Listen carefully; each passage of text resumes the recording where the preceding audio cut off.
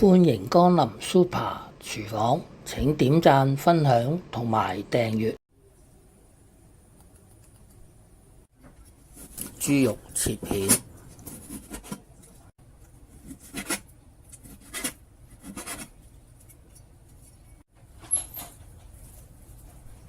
肉片放入醃料內醃大約15至30分鐘。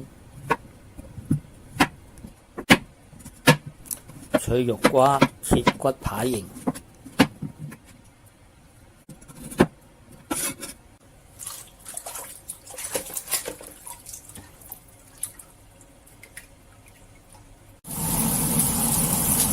倒水落紅蘿蔔，水滾之後加入脆肉瓜一齊飛水。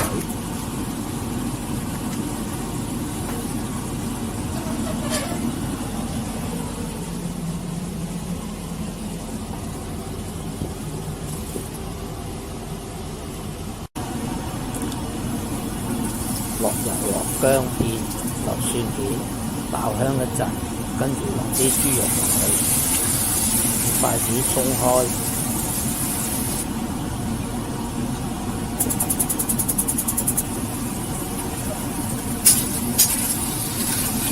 豬肉煮到8-9成熟，加入脆肉瓜。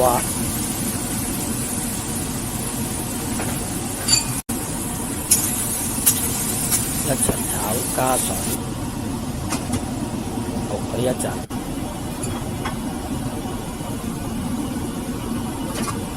加入芡汁。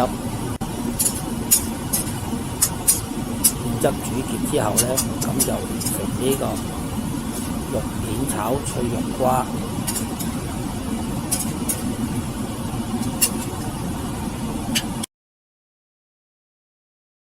睇完片之後記得俾 like、分享同埋訂閱。